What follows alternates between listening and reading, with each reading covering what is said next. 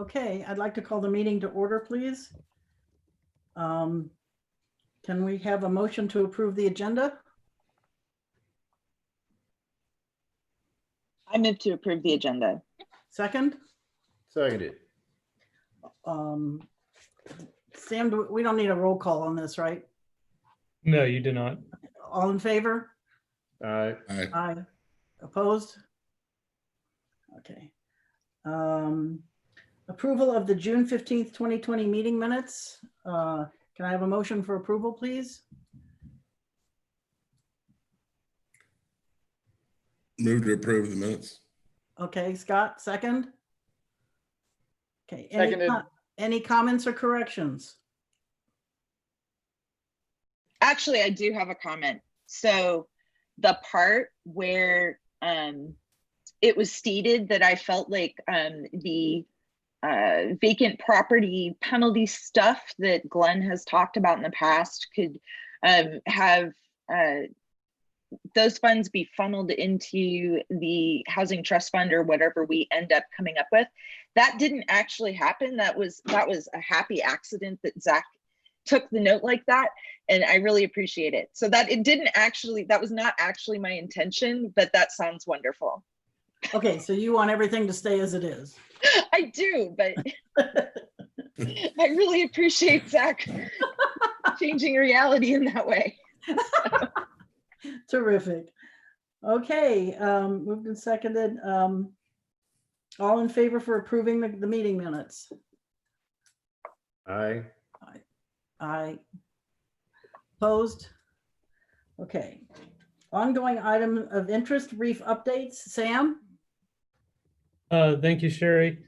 On the cottage community, I don't have anything new. I think I shared an update about 2 weeks ago on that. So nothing new since then. So there's no county funding on that project. And as far as I know, everything else is the same. The property owner and the developer are still on board. The most recent change, now it's kind of left my mind. The primary operator is the latest obstacle right now. Serve City lost their Director, yeah. their director. And so until they have some more stability at the nonprofit that's based in Hamilton, they're not willing to move forward. So that may not be a problem for the property owner and the developer, but it is something that the developer wanted us to be aware of. Okay. Thank you. Mhm. And Western Knolls? Western Knolls, as you may be aware, council authorized the city manager to move forward. So that's been a long time coming, and that's exciting for us and to see something happen there. And I saw a meeting pop up on my calendar tomorrow morning, actually, with city manager and service director. So we'll be working on getting that together to advertise. We would have it probably out already, but I was wearing a few hats last week, so it didn't happen. But we'll probably get it out by the end of this week, I'm hoping, to the general public and anyone who wants to submit a proposal on it. So hopefully we'll have some good responses and be reporting back to council on how that's going. So I'm guessing sometime in August or September, if things go well, we'll have something for council to discuss, at least an executive session, if not regular agenda. Great. Well, I did search for it on the city website today and it wasn't there. So you are forgiven though, because of all your hats. Thank you. Certainly. So the Family Resource Center report, was that supposed to come from Nicola? Or was that something you were going to do, Sam? This was just on the agenda as you wanted it from the typical meeting from last week. So Okay. I don't yes, have and- anything to report on it. And Yeah, I and would think Nicola- it would be Nicola. Yeah, Nicola isn't here, so we can move it to the end if she shows up. Okay, let's talk new business topics. Let's talk about the work session. And you can give us a general overview of our responsibilities, Sam, and what is expected of us. And then if we could talk about if you could post those changes that we are discussing with the city council so we can all make sure we're still on board with asking for all of those changes. Sure. before we meet. Yep. Yeah. So I'll just start back with the reason for the work session, just kind of as a foundation for your discussion. The mayor and the city manager wanted to talk with the commission kind of about overall changes. So it started with some hesitancy for expanding the membership just because of commission numbers and commission activity continues to grow for city staff to manage. And so even though this was a small change, I think the city manager and mayor were looking at it more on a global level with all the boards and commissions, that we need to be thoughtful about how we do that. And so this is really your work session to advocate for that change. And in discussions just with myself and the city manager one-on-one, we talked about ways to accomplish those purposes without increasing the number. So for example, if you needed to have somebody that specifically has expertise in one field, they wouldn't necessarily have to be a member of the commission, but they could be present for whatever that item is for 1 or 2 meetings. So that was one idea that he had. And then he and the mayor were also concerned about changing the residency aspect for serving on this commission, because that was something that is not typical. There are some boards and commissions that are appointed that do not have require all members being residents. So that's a discussion point that I'm sure they'll want to get some feedback on. I guess my response back to the city manager about that, I wasn't in front of the mayor at the time, was that it is hard to recruit people. So just purely from a labor and a manpower and a volunteer standpoint, it does bring a larger pool of interested parties who are willing to donate their time. That was really my only response back. So we do have some non-resident options available to the Historic Commission. That changed about 2 to 3 years ago. And I think there might be some others too. So Sam, is that because they were looking for like an architect or some professional that they couldn't find in town? So the chairperson at the time actually was in the process of moving. So to keep that chairperson and to keep that member active, we did that. But also, we also did it because of the Uptown Historic District was the primary activity area for all the Historic Commission's work, because most of that is private property versus the other 2 historic districts, which are more university owned. And our idea was, in order to get better representation on the commission, so that when decisions are being made about property in the historic district uptown, there would be somebody who actually owns property. And since Kim Paterka left the commission in 2014, I think it was, or 15, she was the last one who actually owned property in a historic district. And since she termed out, there hasn't been anyone else. Now we have Sean Wagner, who's at the fraternity headquarters. The name slips my mind, on the corner of Campus and High. But anyway, so there was a period there where we didn't have anyone who was a property owner or a representative of a property owner in the Uptown Historic District. And so many of the owners that own commercial and residential rental property do not live in the city. There's a handful that do, but so that the idea was to increase the pool of people who could serve that very narrow kind of area of credential. And ultimately we weren't able to recruit anyone until recently. Council just appointed someone to start serving this month. So it's been a long time. So whether the council decides to, change it back to take the residency requirement out, I don't think it's consequential right now, but just so you have some background. Great, thank you. Yep. That sort of underscores one of my arguments, was that if we are looking for some of these professionals, we can't necessarily find them as residents in town who are willing to be on the commission. Yeah. And then so moving on from the code changes, which are many months old at this point, that when you talked about this, is the fund transfer that I've been trying to get on the agenda. And there's been a lot of other things that have kind of taken priority, but, and I thought I was going to get it on this time on your behalf. But since this work session, the mayor and city manager wanted to have, it just made sense to them to just discuss that here too. So I know it's beating a dead horse, as it were, but I did my best to not have it as part of the work session. So maybe that won't be a focus of what you talk about. That's be my recommendation. But if they ask, you want to probably be ready to, explain, yes, we just want to hand the money over to FRC, knowing the impending eviction threat that's coming and the various issues surrounding that, or however you want to handle it. So. Okay, so rather than going into the whole history of our first proposal that was shot down and then we decided this one, we'll just go with this one. Yeah, yeah. Okay, that works. And then if you have time to discuss the goals, that would be a good idea. Well, the goals are sort of interwoven in with. Right. Yeah. Right. And I think from my perspective, the big issue is staff labor.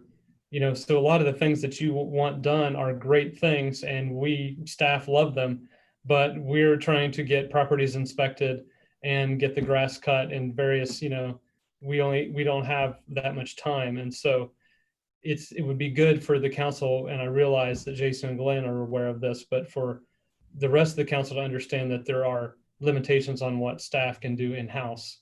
And so, if having incentives for affordable housing is something that is important, it might mean us dropping something and adding something else or hiring it out.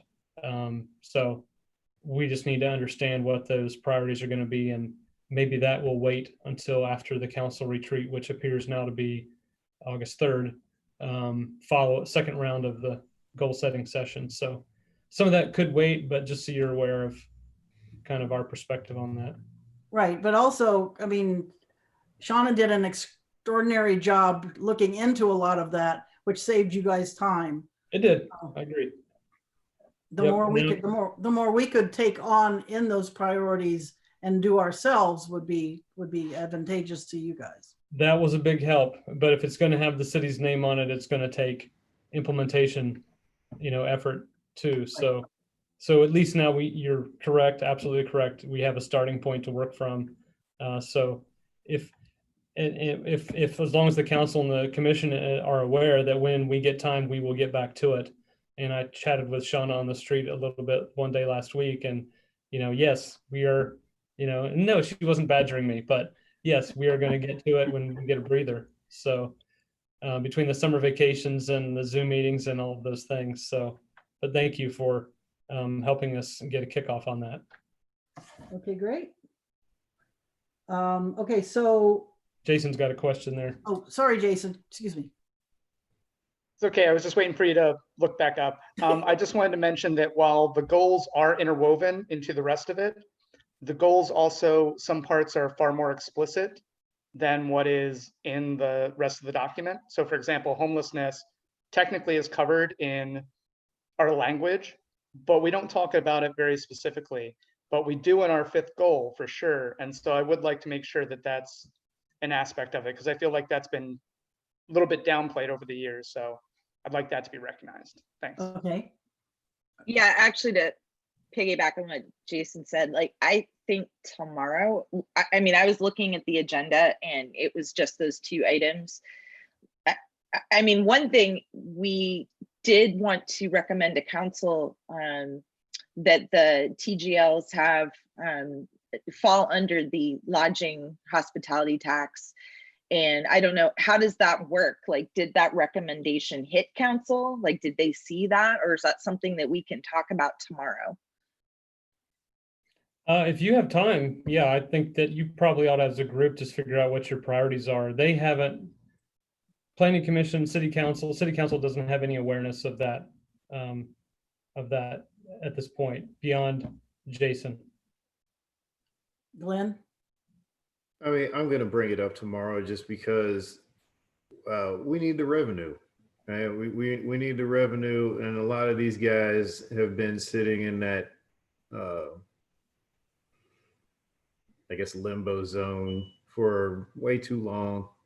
And you know, like you guys said, you have a finite amount of resources available to you. And I think that if we get some of that revenue from those transient lodging properties, then you can start to outsource so we can get a lot more things done, or at least have you guys working on things that are much more value added, and then outsource the other stuff that's chewing up a lot of your time.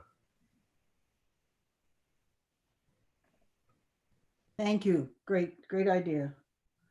Okay, so Sam, could you put up the changes that are suggested, the 2 pages that are marked up, so we can make sure that everybody's on board? Before we ask city council for changes, we want to make sure everybody still remembers and agrees. It would Are we be talking, what, are we, page 9 of the staff summary report. okay. So we're talking code changes, Sherry? Yes. To Uh-huh. 137? Okay, Yep. sure. Yeah, I will share my screen then.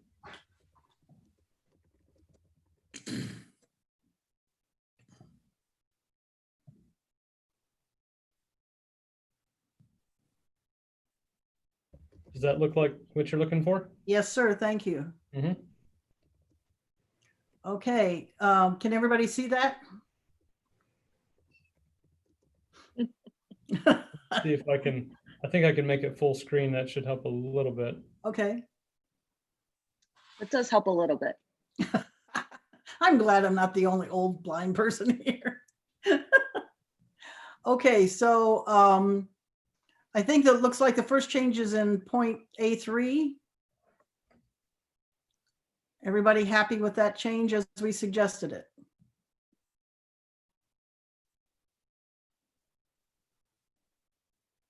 Okay, I hear no complaints. Moving on to striking point 5. Is everybody happy with that one?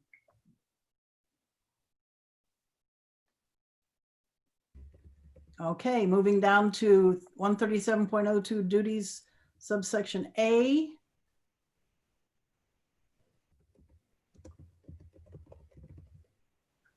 All righty, then moving down to C, the second line.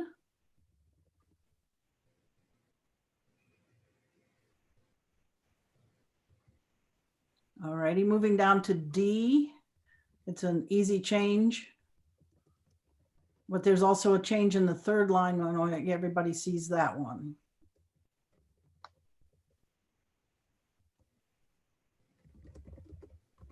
All right, moving on to E5.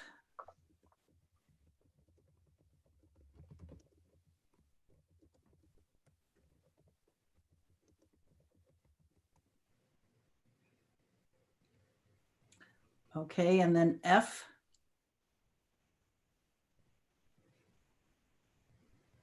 So Sam, who's responsible for that? You or me? I will not really, I typically at work sessions, I don't really lead No, that. no, no, much. no, no, no. I'm talking about who's responsible to report to the council each August. Oh, yeah, I would be doing that on your behalf. Okay.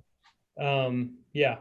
Okay. And this date, I mean, you might want to change this one because when we made this, we were thinking we would have the housing study done by then, but since we've extended it into October, you might want to change that to October. So is it possible, since it's been published, to change it at this Yeah. point? Yeah, so it's not on the agenda for Tuesday night, so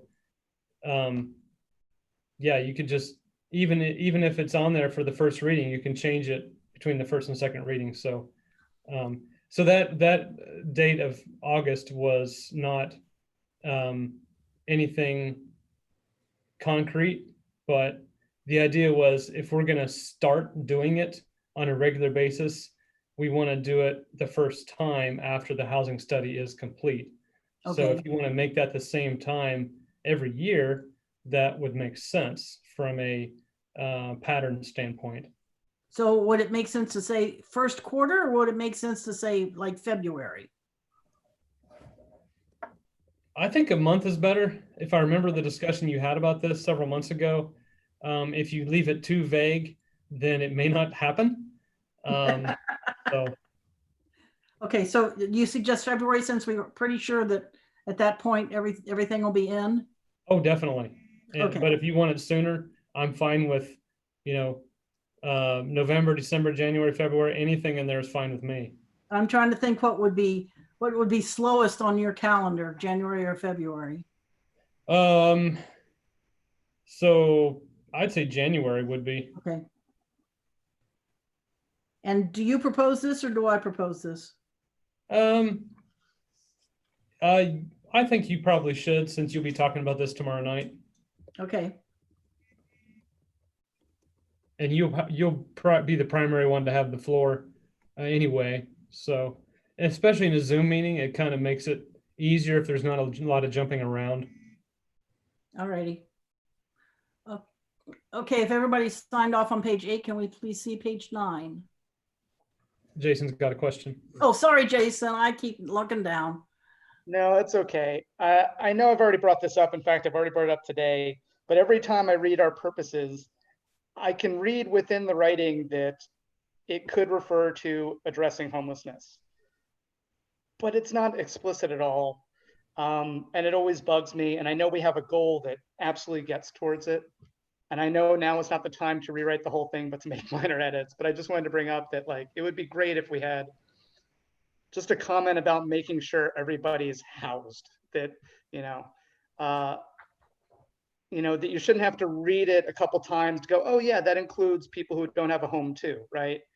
And it doesn't mean that necessarily we're just gonna find them a home to purchase, or that it's snuck in a comment that includes rentals, but that we'd like everybody to have shelter, a roof over their heads. Is that something we could consider putting in now? I know it's kind of late, but I would love it to be more explicit rather than So deep you would- into it and trying to parse out the wording. You would put Any it up thoughts? in purpose. Would you want a separate item point for that, or would you want to put it into, for example, point 3? Or that's buying homes. That wouldn't be where it would go. I would love a separate point, because then it really sticks out and is very explicit. Okay. But if somebody disagreed and wanted to put it in just more clear writing in one of the other points, that would be fine too. Does anybody have an objection to making an additional point in 137.01A? Glenn? I have an amendment suggestion. Okay, wonderful. In section 2, we could add to promote a positive living environment, and then where it says that it's not set apart from the rest of the community, but is interspersed within various neighborhoods throughout the city. We could just say to promote a positive living environment that seeks to shelter all of Oxford's residents.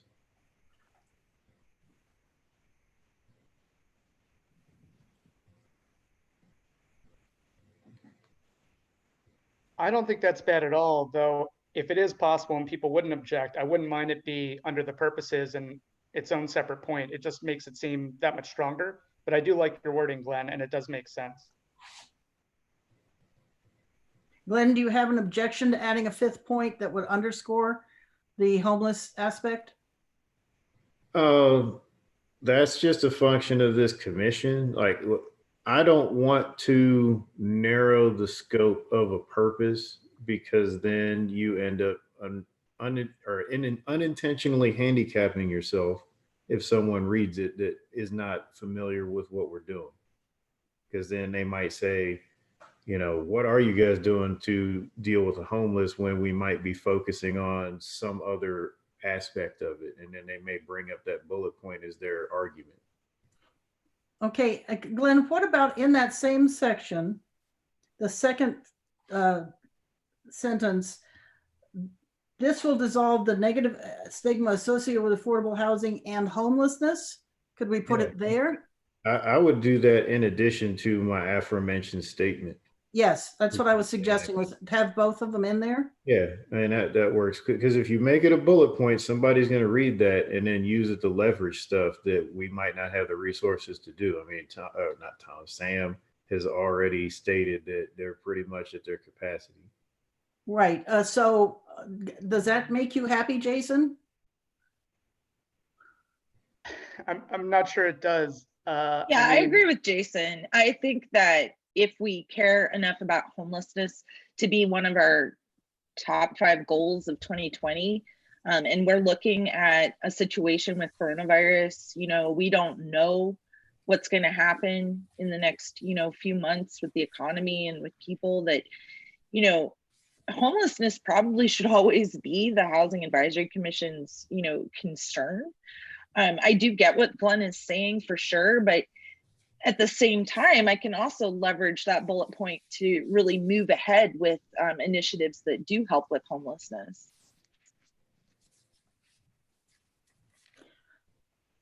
I concur. Okay, so you, do we Nicola think, has also joined us.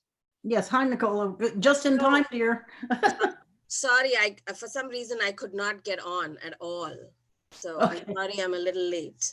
We are discussing, Sam is going to show you what we're discussing right now. We're talking about the changes that we're going in front of City Council tomorrow to ask for.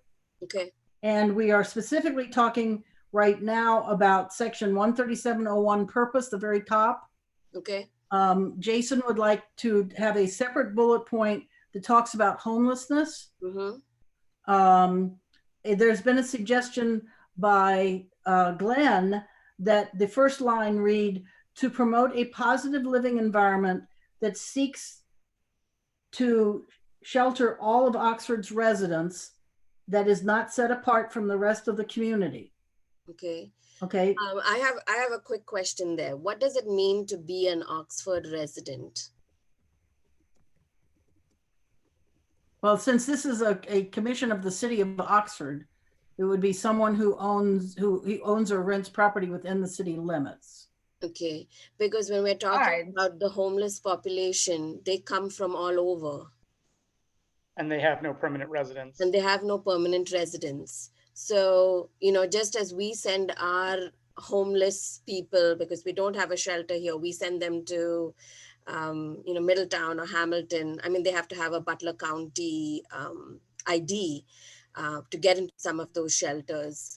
But we'll send them on to different places. So if we are talking about housing the homeless in terms of a shelter, they will come from all over.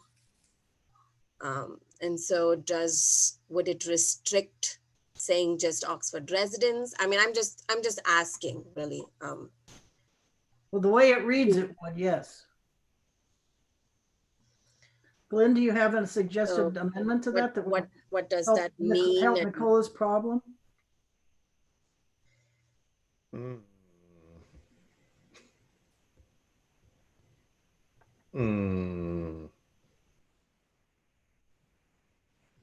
I'd have to come back. I need to think about it. Okay. So, Jason, do you have some wording that we could look at, that I could write down, that we could then discuss, that would make you happy, make you and Shauna happy? It's hard for me to always do it offhand, but I actually like a bit of Glenn's wording. And if that's the direction we go, I'm okay with that, but I think I'd prefer a separate standalone purpose that addresses it. But to shelter all, and to address Nicola's point, address all people within our city limits to have a shelter over their head, something along those lines. Also, not to go a separate direction, but given what Nicola just said, maybe we should look into providing IDs that would allow them to get shelter at Butler County facilities elsewhere. If that's one of their biggest issues, right? Is that something we could look in the future? Nicola? I'm sorry, I got disconnected again, so I'm moving to a different room. Okay, Jason is suggesting Yeah. that since there's an issue with identification of residency, that Okay, we look into a way to give them Oxford IDs okay, that would identify them as Oxford residents. okay. Is And that- as far as we know, if we could do that, would that allow them entrance into Butler County facilities, shelters, and otherwise that would be very helpful to them? Okay, that's a suggestion. Sam, what does the city have a comment about that? I don't think this is an unusual conversation. This is the typical conversation that happens with the community foundation, with Age Friendly Oxford, with TOPS, with FRC, and something I've been talking with people in for several years is, what do we consider the community? And so I don't think it's bad that you're wrestling with this. But yeah, we do, when it comes to official city of Oxford, once somebody, if they want to be housed in the city, great. Your commission is helping to suggest policy and legislation to make that happen. So I don't think it limits anything that the FRC does, because the FRC or TOPS have a larger reach, and so does the community foundation, and that's fine. So if there was a residency card, for example, established for FRC to use for their homeless population, the city would not say that person's not really a resident of Oxford? I mean, if it's just for identification, I don't see a problem with that. I don't know what the legal issues are with that, but if it's just to help them, to give them a reference, that they have been seen by someone who is within Oxford, if that gives them some credibility to get some housing, I think that's perfectly within your power to suggest that happen. So does that solve, Nicola, is that doable for you guys at FRC to put something like that in place? It might be. I can talk to Brad and we can discuss it and, think some more on it. I'd also share that when people move from different places to Oxford, one of the basic requirements from FRC to provide financial assistance is that you have to be living in Oxford for at least 6 months. But then we also have the church coalition. So if we're not able to help people who've just moved, the churches have always usually come through. And then we've looked at other avenues to help financially. But typically, one of the basic requirements, even at FRC, is residing in Oxford for at least 6 months to get financial assistance. And again, the homeless, we try other resources for them. Yeah, it's less a question of financial than a question of, Right, this is in the Right. city code. right. Brad and I can discuss it, and we can get back to you and think some more on it. But I think that's a great suggestion. Maybe I'll throw this out there. Maybe the word seeking preceding the word residency, would kind of help to refocus the code to say, if there is somebody seeking residency in Oxford, then that is this commission's desire to help that happen. Sure. So you It would doesn't put, matter at that point. If they end up living somewhere else, that's fine. They got someplace to live. Right.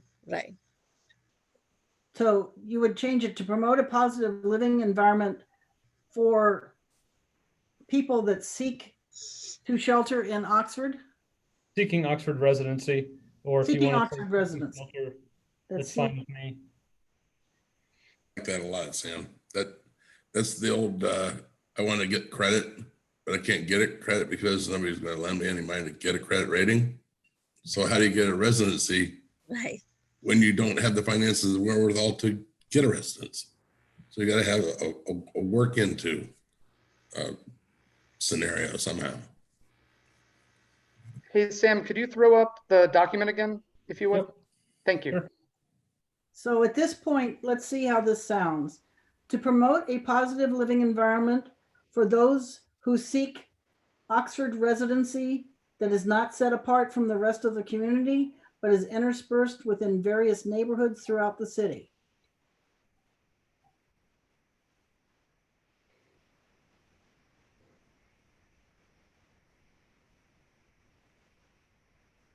Jason, you still look questioning. Yeah, the wording is kind of funny. Just the beginning, to promote a positive living environment, is fine on its own, but it sort of seems, how to word it? It seems like to promote an atmosphere or a general condition rather than to do a specific task.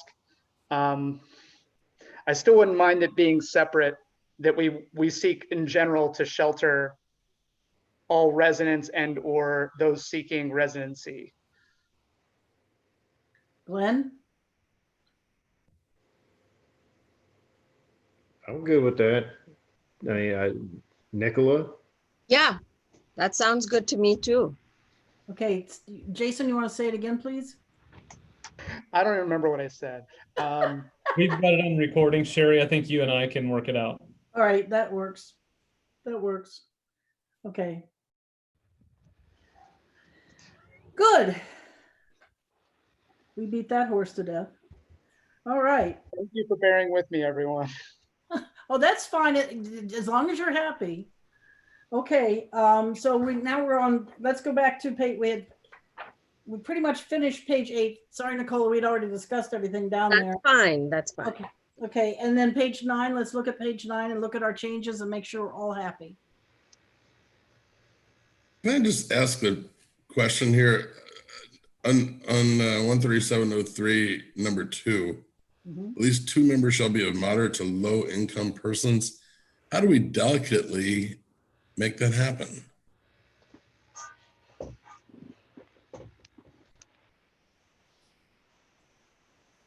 Suggestions? Well, one way to get one of them would be to ask Nicola if she could get somebody from her list of residents. Yeah, from the client list, Yeah. or any of the residents from like PVA or Day Estates, or Right. you know. And my guess is that Steve could possibly also get someone Sure. through senior center connections. So just because someone who's retired would also maybe fall into that category as well. Right. And Okay. Jason and I have already told you guys that we both qualify, so. Okay, just curious there. And I don't feel I'm representative in living condition of somebody who is vulnerable, like they're trying to reference, but I do technically qualify. And also I think I speak pretty strongly on their behalf, but I certainly don't mind having people who fall under that vulnerable category to make sure they're being recognized. Yes. Yep. You know what? Why don't we get somebody to go for city council membership who would qualify? Okay, looking over page 9, anybody have any changes or to A?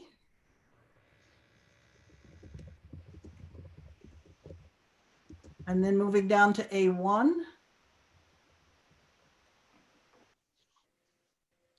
Moving down to A4.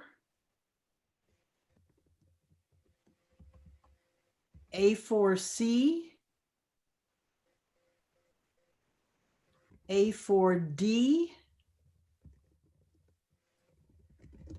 A4E. And then the striking of the full paragraph below H, which is replaced by 137.03B.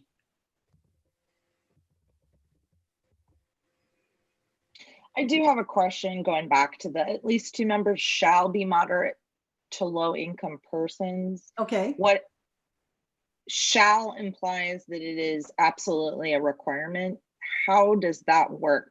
We're already having trouble getting people to volunteer to be on this commission. What happens when, I don't know, you fall into some money? I don't know. What does that mean that 2 shall be? well, would you like to change that to the way they changed point A4 from shall to may?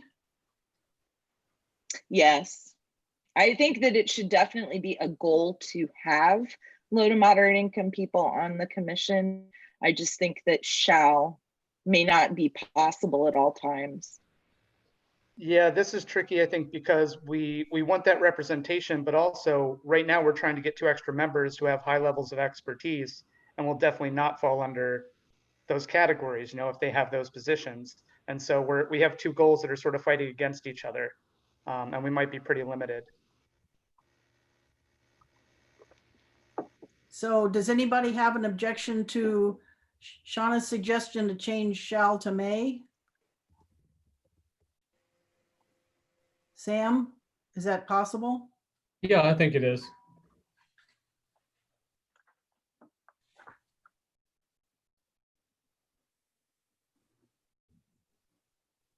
Okay.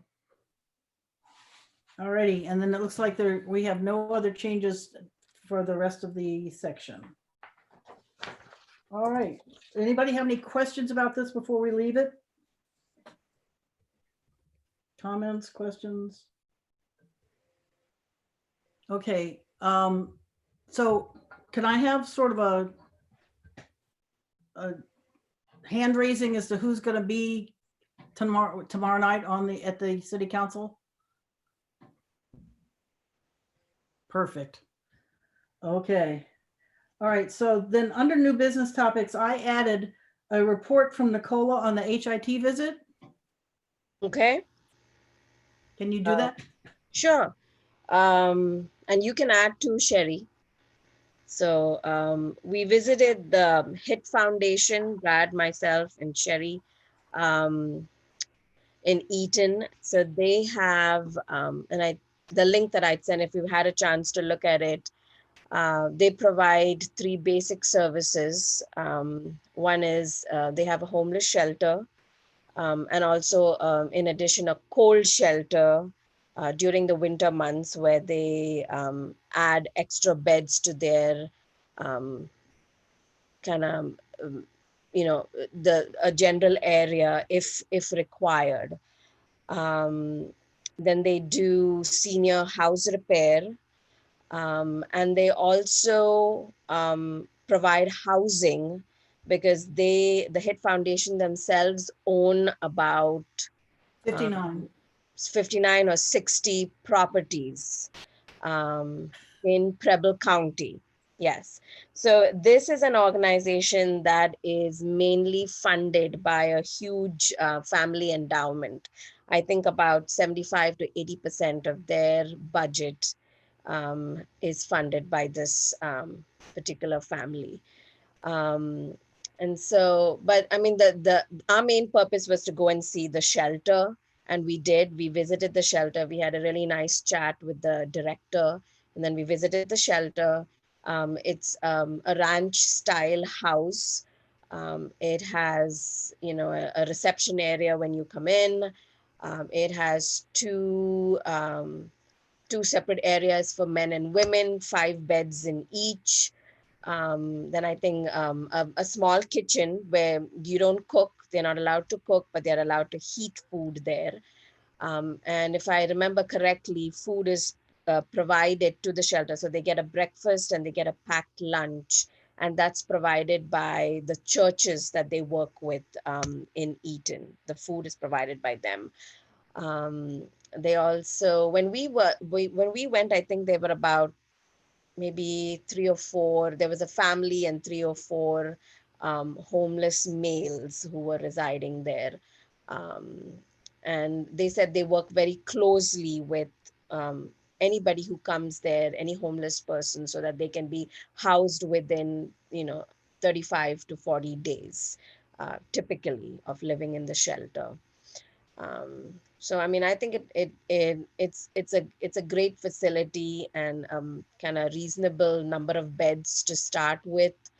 And although they have separate rooms for men and women, they're always, if one section is not filled up completely, and the other section, there are more people in the other section, they kind of move, they're able to move beds around.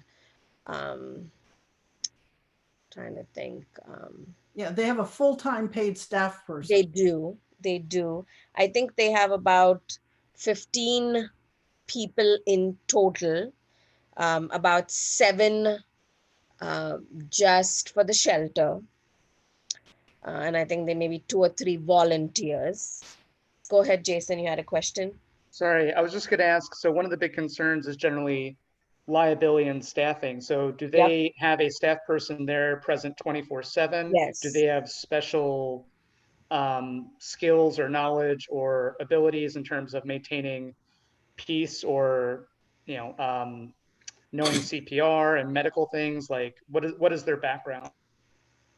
Well, I'm trying to think. We didn't particularly ask, but I think all of them are either social workers or people that have worked with homeless populations before. And when we talked to the lady at the reception desk, the one who does the intake, she told us that when anybody comes in, they typically ask them to, kind of show all their belongings, empty out their bags, their pockets, all of that. And she said if they weren't willing to do it, then they could not stay at the shelter. But she said they very rarely had that happen. There have been a couple of people, she said, in the past who refused to do that. And then, they don't go digging around in anybody's bags or belongings.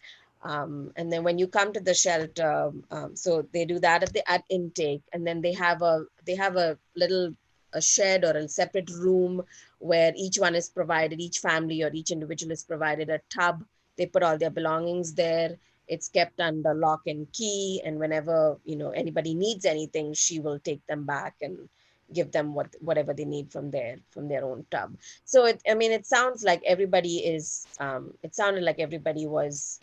Had worked with the homeless. They were even if they may not have had the a degree in something that relates to, but they've definitely had a lot of experience and they know what they're doing. Also, Jason, if someone shows up to the shelter and they're drunk or high, they are refused entry. And people, the homeless population knows that. That sounds great. So essentially it's either social workers or volunteers, Yes. and they do staff at least one person 24/7. Oh, yes. Yeah. Yes. There's somebody there all the time. Great. I'm just trying to think of what's feasible going forward in Oxford. Should we need, once we do, at least a small shelter going forward, if not more? Right. And so in terms of cost and resources, it would be nice to know what is required and what's working in other places. So this is great information. Thank you. My suggestion, and I know Brad, Brad and I have talked about it, and I think Sherry, we kind of spoke with Sherry a little bit too the other day, was that in Oxford, maybe starting a cold shelter to kind of get an idea of how to get things going, what will be required, maybe a good place to start rather than having something more permanent right away. And that cold shelter, again, reaching out to the churches, like I said, I still have to follow up with Shalom, they have the winter shelter where they at least have about 10 or 15 churches, I think, that work with them. So each church does a shelter for 2 weeks at a time, and they rotate.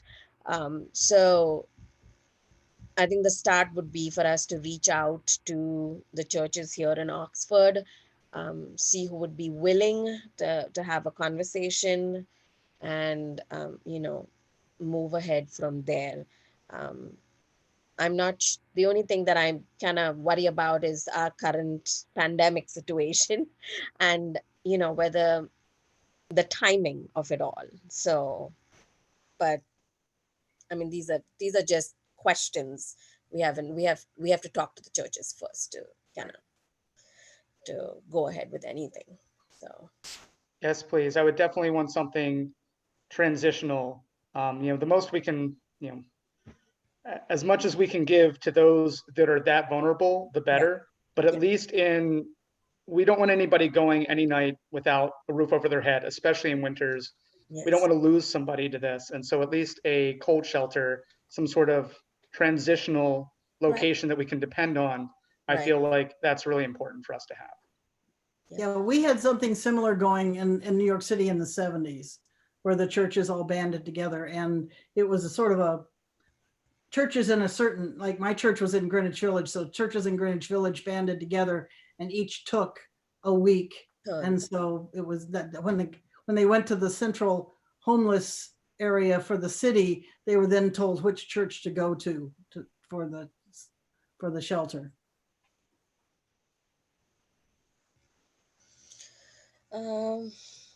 What else?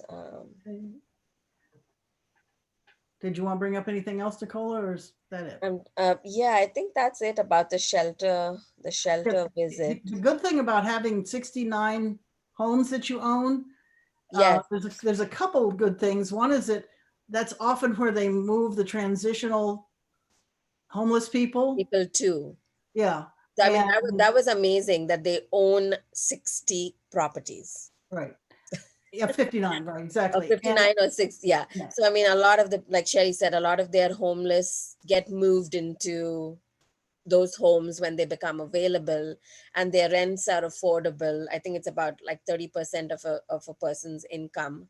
And they're also by owning their own properties able to take people who have defaulted and been kicked out, Yes. which HUD won't allow people. Yep. At that point, once you Yeah. haven't paid your rent. Yeah. So they're they're able to house take people. those people that can't find shelter anywhere else. Yep. They take people with evictions. Even if they have certain mental health challenges, they'll try and work with them, find them resources. So it's a very neat setup. And it's also very well funded. Well, that's the big question. It obviously has a large benefactor, someone. Yes. Yes. Is there a way that we could combine efforts with all our different churches here to start even one house at a time? Yeah. One resident at a time, Yep. just to get the ball started. Then everybody from each church will get a benefit from it. Yeah. Yeah.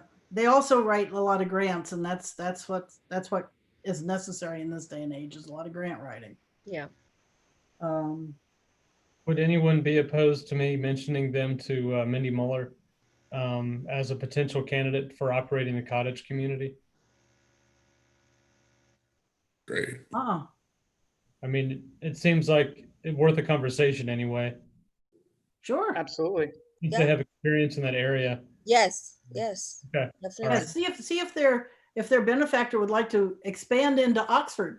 Yeah, I wasn't going to go that far, but I'd at least thought we'd start with the experience of screening people and all that kind of stuff. Yeah. I'm pretty sure she might already know Clayton, because I think he also worked in some kind of homeless services In Dayton. So she might even know him. Yeah. Okay. Yeah, but yeah, that would be wonderful. I mean, Can't hurt to ask. no. Nope. Okay, thanks. Okay, any more questions for Nicola, comments? All right, let's move on to old business topics. Shauna, there's some points in the minutes from last meeting that were sort of left open that you had raised. Do you have any questions about if they've been covered at this point? Well, just talking about the things you had asked me to ask about. And But I'm not sure, I mean, honestly, I'd rather have. So apparently I had a question about the size lot and density. I felt like I don't actually have that question because I'd just like to see the incentives start getting like written up and actually put into practice. So I don't really have a question about that. No, but is particularly. there anything moving on that, Sam? Well, I mean, that Sam had said that earlier. I actually would like to bring this up in the work session. Okay. I feel like all of our goals to a certain point should be brought up in the work session. So I'm gonna, I mean, I'm sorry, Sherry. I know you had like specific things you want me to talk about, That's but fine. The but floor to is be yours. honest, what I'd like to see, first of all, is for council to know that we do feel very strongly about incentives being offered to developers in exchange for either in lieu fees or affordable housing. And that can tie into the housing trust fund or whatever we end up doing with that in the future, because in lieu fees can go to that fund, or like I said, however that's set up in the future since we got rid of all our money. And then tied into that is, you know, we did say in the last meeting that we wanted to recommend to council that TGL gets the transient guest lodging, has the hospitality tax applied to it, which requires apparently a very specific thing of reducing that to like 1 bed instead of 5 beds. So I would love for basically these goals to be presented in some way during the work session. I mean, back to what Jason said, homelessness is a very big issue. It's one of our 5 goals. Right. And I'd just really like to express to council what we have found to be important, you know, before they go into their retreat. You know, I would like our goals to be presented so that they know that as an advisory commission, we feel like these are very important items. So that gets back, because Sherry said I should ask about the time frame on the incentives getting developed. So I guess my only questions are, can we present our goals as an item in the agenda tomorrow instead of having to tie everything back into basically the housing trust fund issue? I mean, is that possible to change the agenda in that fashion? Sam? Yeah, it definitely is. In fact, when the city manager asked me for, you know, what the topics were, that was kind of what I was thinking it should be.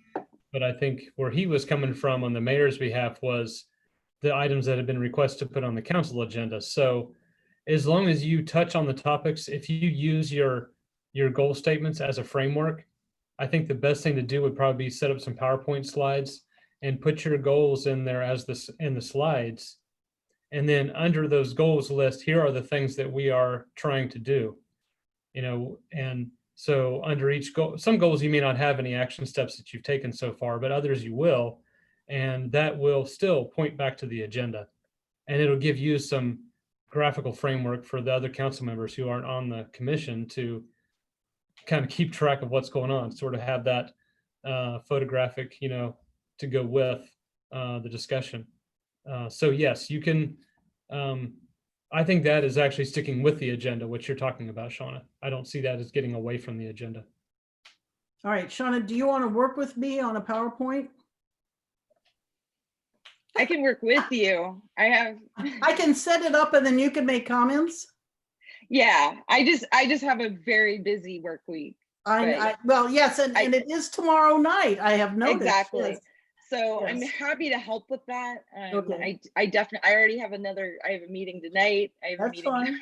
fine. I'll do the bones and then you can fill in the rest of it. Does anybody have any comments, extra things that they want to set up and put in the PowerPoint? If so, just send it to me and we'll get it in there. Yeah, Jason, it would probably be helpful if you would if you want to stick something in there Yeah, we can use the 5 goals as a bounce off point. So if there's any comments, look back at your goals and see if they have any additional things that you would want to add for a separate slide for each point. That would be good.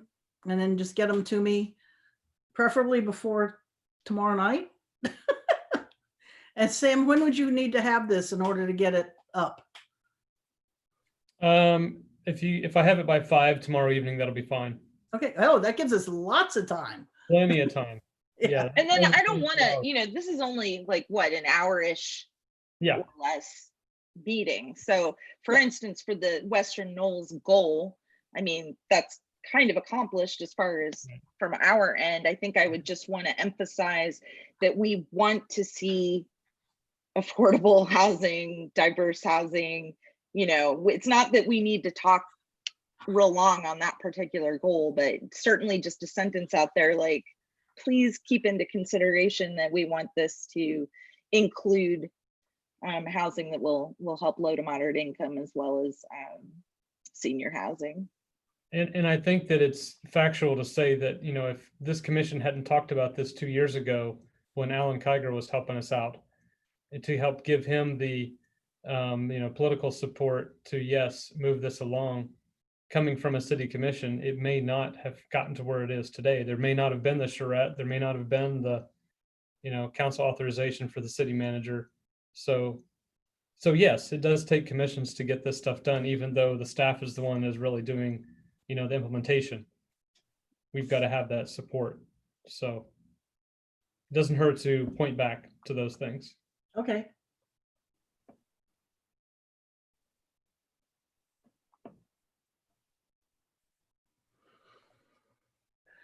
Okay. All right, Glenn, did we cover your comment? I mean, I thought we did earlier in the meeting, but I'm going to bring it up tomorrow anyway, just because I can wear two hats. Great, that's terrific. That's terrific.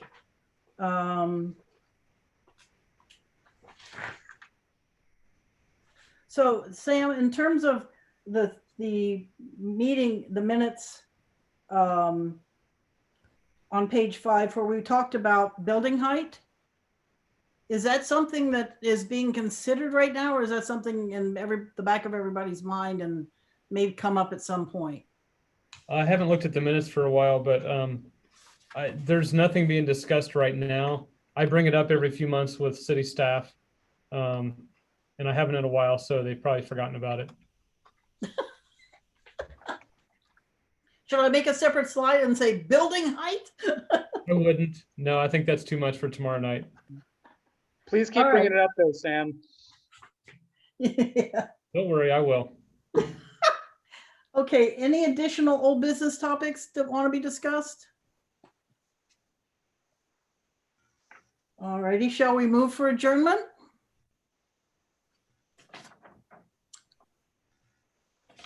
Do I have a motion? I move to adjourn the meeting. Do I have a second? Seconded. Okay, all in favor? Aye. Okay. Opposed? Thank you all. Thanks, everyone. Okay, and then Sam, you were going to get with me to talk about, at some point, to talk about the changes that we've discussed today? Okay, Yep, will do. all right. Bye, everybody. Bye-bye. Yeah. Okay. Thank you. Thank you.